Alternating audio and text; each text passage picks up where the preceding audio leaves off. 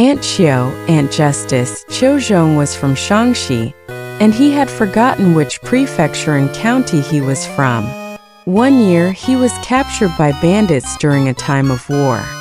His two sons, Qiu Fu and Qiu Lu, were still young, and his second wife, Xiao, raised two orphans and lived a hard life. Fortunately, the little family property he left behind could still provide food and clothing for the mother and her two children. But at that time, there were constant natural disasters and man-made disasters, and the harvest was poor.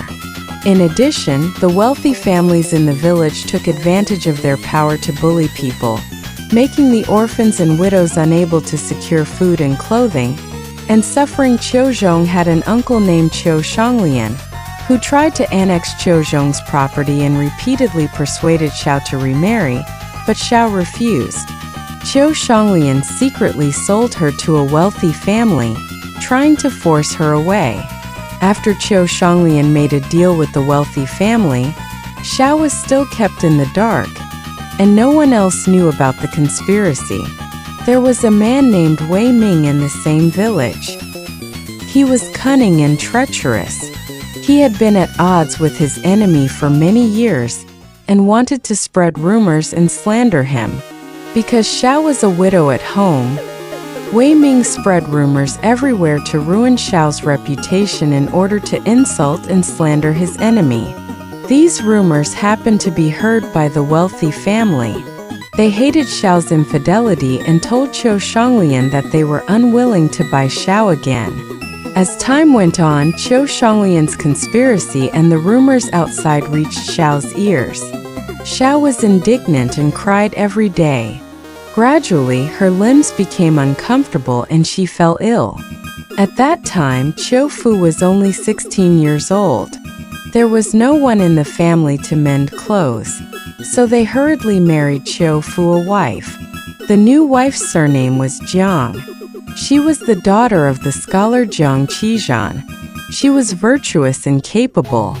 From then on, all household chores were handled by Jiang, and the family's financial situation gradually improved.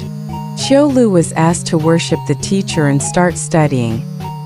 Wei Ming was very jealous when he saw that Qiu Fu's life was getting better. When one plan failed, he tried another one. He pretended to be close to Qiu Fu and often invited him to drink. Qiu Fu was deceived and regarded Wei Ming as a close friend. Wei Ming took the opportunity to provoke him and said, "Your mother is bedridden and has become a disabled person. She can no longer manage the family business.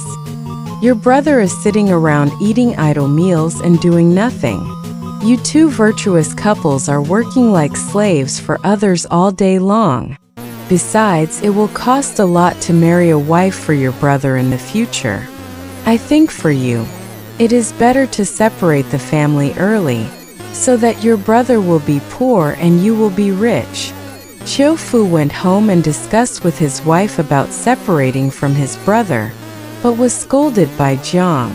Helplessly, Wei Ming seduced Qiu Fu every day, and Qiu Fu fell into the trap completely. He went straight to tell his mother that he wanted to separate the family. Xiao was furious and scolded him again. Qiu Fu became even more angry. From then on, he regarded the silver and grain in the family as other people's property and squandered them. Wei Ming took the opportunity to lead him to gamble, and gradually almost emptied the family's grain storage. After Jiang knew about it, she did not dare to tell her mother-in-law. Soon, the family suddenly ran out of food. Xiao asked in surprise and learned that Qiu Fu was gambling. Although she was extremely angry, she had no choice but to divide the family and let Qiu Fu live separately. Fortunately, Jiang was very virtuous. She cooked for her mother-in-law every day and served her as before. After Qiu Fu divided the family, he had no scruples and gambled wildly. In just a few months, he lost all his land. His mother and wife didn't know yet. Qiu Fu had no capital and couldn't gamble anymore. He wanted to use his wife as collateral and borrow money to gamble again, but he couldn't find anyone willing to lend money. There was a Zhao Yanluo in this county. He was a big thief who had escaped the net. He was rampant and no one dared to provoke him. He was a local bully, so he was not afraid that Qiu Fu would break his promise and generously lend him money. Qiu Fu got the money and lost it all again in just a few days. He hesitated in his heart and wanted to go back on his word with Zhao Yanluo. Zhao Yanluo was furious and Qiu Fu was afraid, so he had to trick his wife to Zhao's house and hand her over to Zhao Yanluo. When Wei Ming heard about it, he was very happy and hurried to tell the Zhang family, hoping that the Zhang and Qiu families would fight over it. When the Zhang family heard the news, they were really furious and immediately filed a lawsuit. Qiu Fu was very scared and quickly ran away.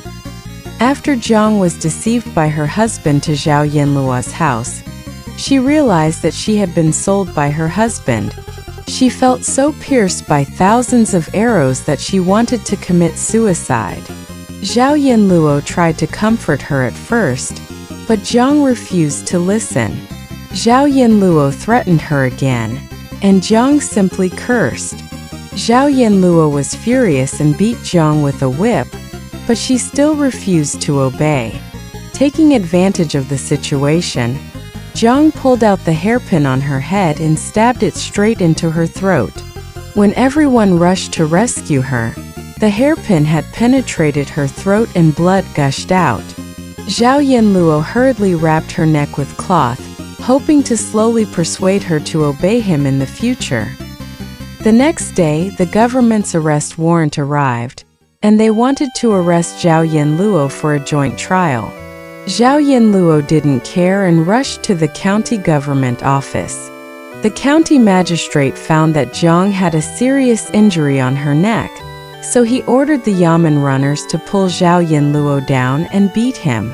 The Yamen runners looked at each other and dared not to do anything. The county magistrate had long heard that Zhao Yanluo was rampant and cruel, and now he believed it even more. He was so angry that he drove the Yamen runners away and ordered the servants to rush up and beat Zhao Yanluo to death immediately. The Zhang family carried their daughter back home. Since the Zhang family started the lawsuit, Xiaoshi knew about the various crimes committed by Qiu Fu. She cried bitterly, fainted, and gradually showed signs of dying.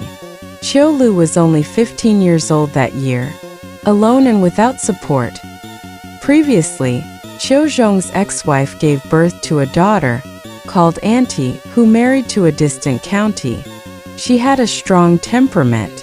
Every time she went back to her parents' home to visit her relatives, as long as her parents gave her too little and she was dissatisfied, she would get angry and contradict her parents. Qiu Zhong was very angry and disgusted with this daughter, and because she married far away, they often did not communicate for several years. When Xiaoshi was dying of illness, Wei Ming wanted to call her with bad intentions to provoke a bigger family dispute in the Qiu family. There happened to be a small vendor who was from the same village as Aunt Qiu. Wei Ming asked him to tell Aunt Qiu that her stepmother was dying and hinted that Aunt Qiu's family was profitable. A few days later, Aunt Qiu came with a little son. When she entered the house, she saw that only her second brother was taking care of her sick stepmother. The scene was very bleak. Aunt Qiu felt sad and asked where her eldest brother Qiu Fu was.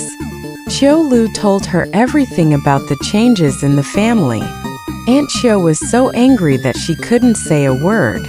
After a while, she said, "There is no adult man in the family to manage the family, and they allow people to bully us to this extent. How dare those thieves cheat our family's land?" After that, she went into the kitchen, lit the fire and cooked. She let her mother eat first, and then invited her second brother and youngest son to eat together.